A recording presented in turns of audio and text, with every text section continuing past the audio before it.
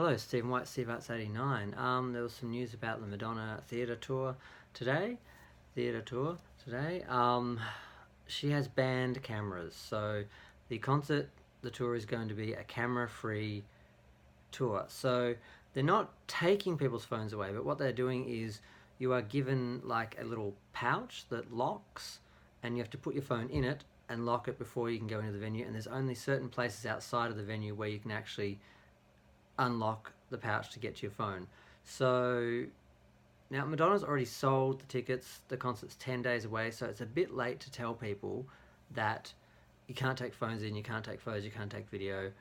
I mean, people have bought tickets assuming this because this is something she's established over the last 4 tours, that it's a camera friendly. You can take your phone in, take your camera in, you can take pictures of her, you can take pictures of the stage, you can take pictures of yourself in front of the stage with your friends. Just, you're allowed to document your experience. Now, I'm sorry, but this is, if you're paying thousands of dollars for this seat, for this ticket, for this concert, this is your experience. You have every right to document it and take something away to remember. Pictures of yourself, even if it's just pictures of yourself and your friends.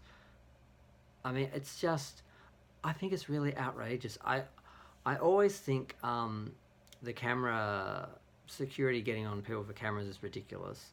I always have. I really think you have a right, if you're paying and you're going to something and you're having an experience, you have a right to document it for yourself, to take pictures for yourself, so you can look and go, oh, that was the time I went to see Madonna.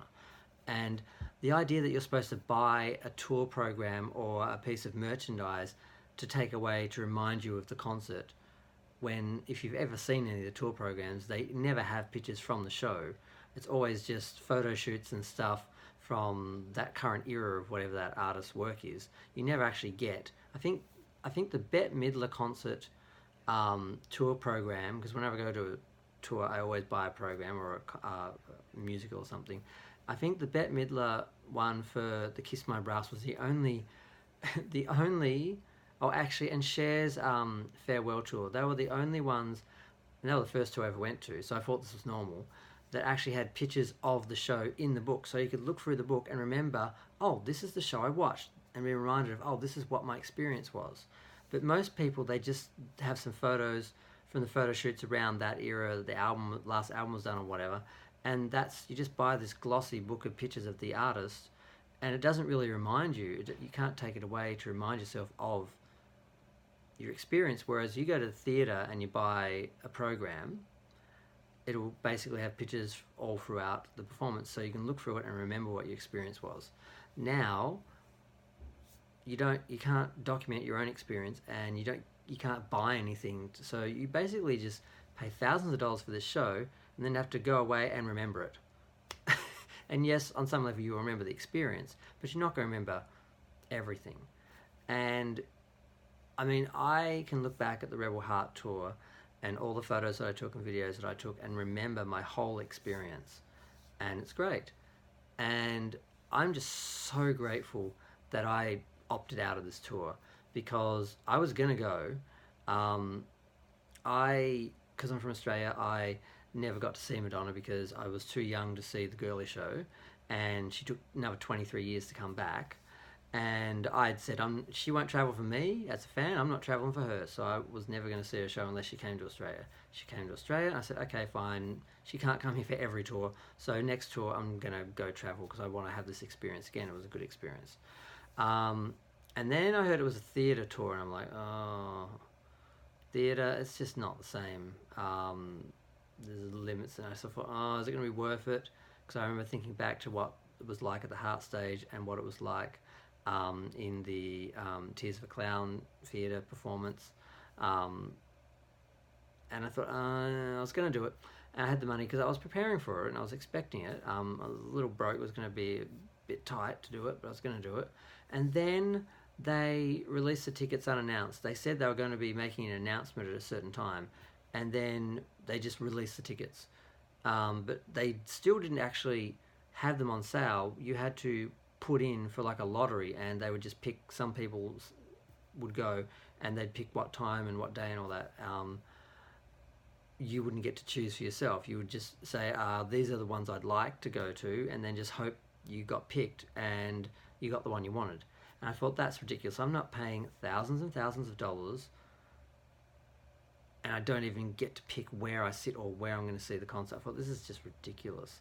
And I sort of said, and I remember the Rebel Heart tour, she cancelled the first week, and all the people who spent all that money to be there for the first shows and be there for the opening and all that, all cancelled, and the next week became the start of the show, the opening. I thought, what if she does that? Because my idea was I want to be there at the first show or the last show, because I was there the last shows of the Rebel Heart tour, because she ended the tour in Australia, and I went to the first 2 shows in Melbourne and the Tears of the Clown show, and the last 2 shows in Sydney, and I didn't do Brisbane. Brisbane was going to be the last 2, but then they moved Brisbane in between Melbourne and Sydney during the week, and I thought, I'm not going to Brisbane because I hate Brisbane.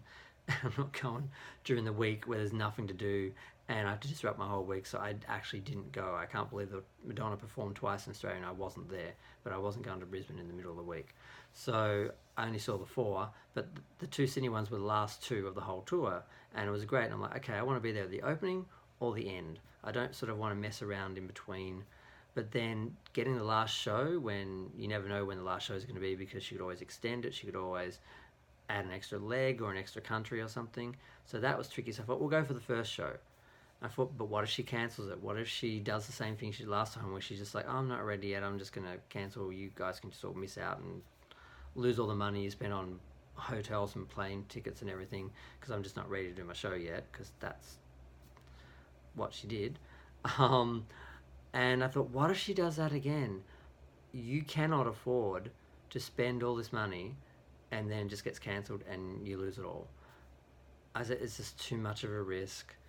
I can't believe I'm not going to go, but I don't want to be in this situation. And then she had the lottery system where you didn't get to choose where you wanted to sit, and the prices were huge. There were no cheap seats, and more volume-wise of seats were expensive than at the arenas. The arenas, it's usually just around the stage that are the real expensive ticket, and the rest behind them in the front section usually aren't hugely expensive.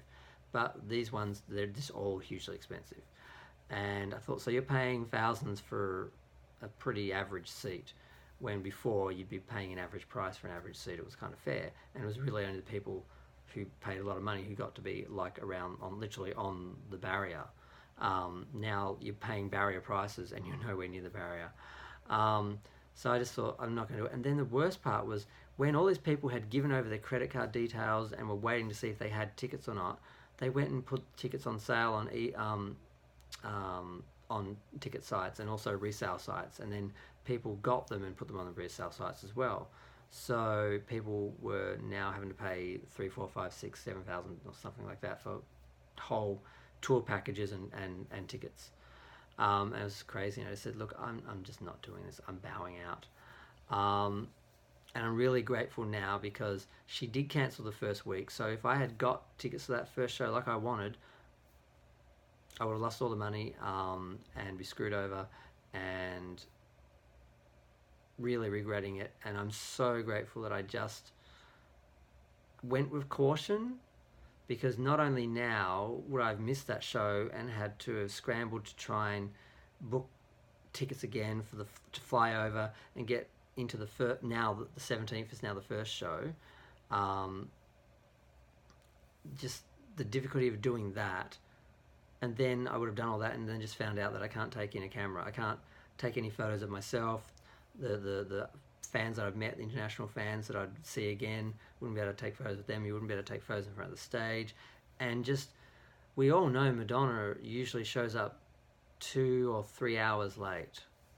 So I don't know how people are going to survive that wait without their phones, and not being able to check in, not being able to just basically communicate with people on social media about the show, about your experience, what you're doing, all of that. It's just so, I find it just unbelievable that she's doing this, that it's like, I'm banning phones, I'm limiting, your ability to experience and document and remember this show and enjoy it, and just, it's just cutting into the enjoyability of the show. And I'm just like, I'm just so glad I didn't go on this journey, because so far it's been a disappointing shitstorm. From the album, which everyone hates. I haven't met anyone who could say anything good about it. I have a friend who's been a friend of Madonna, a fan of Madonna since freaking burn, Burning Up. What was the first Australian single? Whatever.